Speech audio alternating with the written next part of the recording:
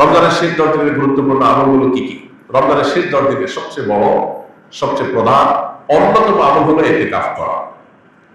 আমার যদি আল্লাহ তাআলা তৌফিক দিতেন একজন একজন করে রোজাদারের হাতে পায়ে ধরা বা করোনা করে বোঝানোর, তো আমি একজন একজন করে বোঝানোর চেষ্টা করতাম। রমজানে আপনি অন্য কিছু করতে পারেন না পারেন, রমজানে ফরজ রোজাগুলো রাখেন, গুনাহ থেকে বেঁচে থাকেন, আর শেষ দশকে ইতিকাফ করেন। বাস আপনার রমজান সার্থক হওয়ার জন্য যথেষ্ট হবে ইনশাআল্লাহ।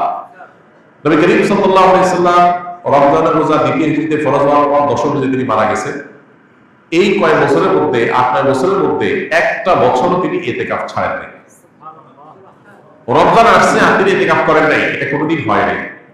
যে আমল নবীজি সাল্লাল্লাহু আলাইহি সাল্লাম জীবনে কখনো ছাড়েন নাই, আমরা বেশিরভাগ মানুষ এখানে আছি যারা জীবনে সেটা একবার করিলে, এর চেয়ে বড় দুর্ভাগ্য কি হতে পারে বলেন? আপনি যদি রমজানের স্বাদ পেতে চান, শেষ 10 দিন মসজিদে বসে দাঁড়ায় ইতিকাফ আপনি স্বাদ দেখতে পাবেন। আমাদের হাজার ব্যস্ততার কারণে আমরা আসলে চাইলেও সব ইবাদত করে উঠতে পারি না। 10টা দিন মসজিদে আবদ্ধ হয়ে যান, অভূতপূর্ব এক আনন্দ পাবেন। এই জন্য ভাই, রমজানের শেষ 10 দিনের সবচেয়ে বড় আমল হলো ইতিকাফ করা। দ্বিতীয়ত, শেষ 10 দিনের অন্যতম আমল হলো বেশি বেশি ইবাদত করা। নবী সাল্লাল্লাহু আলাইহি ওয়াসাল্লাম সম্পর্কে হাদিসে আসছে, কানা ইয়াজতাহিদু ফীহি মা লা ইয়াজতাহিদু ফী গায়রিহি। নবীজি শেষ 10 দিন যেরকম ইবাদত করতেন, এত কষ্ট করে ইবাদত করবে কোনো সময় তিনি করতেন না। এজন্য শেষ দশকে সবচেয়ে ইবাদত করা দরকার।